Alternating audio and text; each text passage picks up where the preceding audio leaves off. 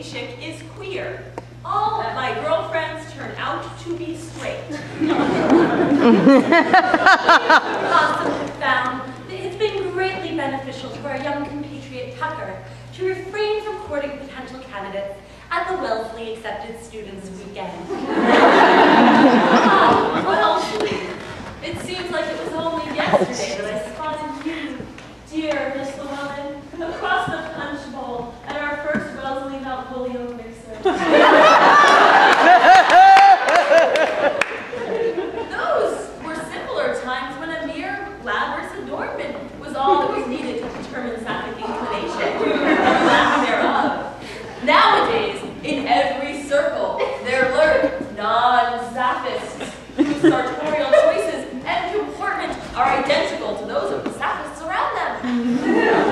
Take, as an example, the non-sapphic best friend of a sappist who can be found happily mingling, imbibing, and dancing at LGBTQAI student mixers.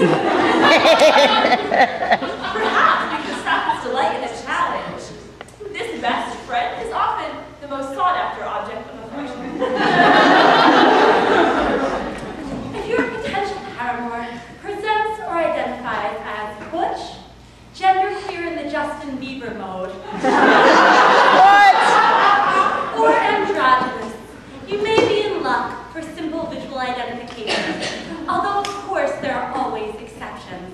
However, if you prefer the elusive feminine sappist, who is so oft confused for the aforementioned straight best friend, you may need to put considerable time and effort into honing your observational skills. I have this friend who spends a lot of nights going over to her ex's house to pick up some stuff, and then we don't see her until brunch a day or two later. Oh dear. Saphists are well known, yea, even quite notorious, for their tendency to cling to former companions long after the dissolution of a relationship. Some saphists claim to create so-called friendships with these former companions. Others saphists merely cling to more conjugal aspects. To the modern sappist, we say, enough! When you find that your vertical interactions are unpleasant and your horizontal interactions desperate, it is time to finish paying overnight calls once and for all.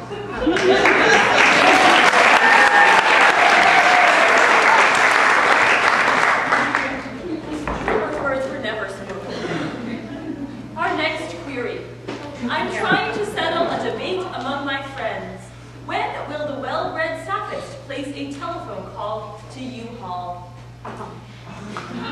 Tisk, tisk, tisk. An oft-asked question, and yet such a simple answer. Never! Thank you.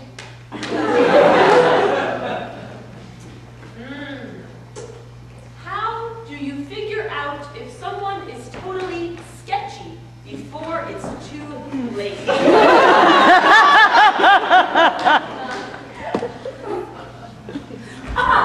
The questioner appears to be referring to the ancient sapphic art of background checking. In this ever-shrinking sapphic world, the likelihood is quite extreme that any potential object of your affection will already be familiar with one or more of your friends or former companions, or vice versa. A survey of your author's locality has determined that there is a 77.9% chance that any attractive and available sappist is already a member of your best friend's softball team, or a member of a club containing 2 or more of your former companions.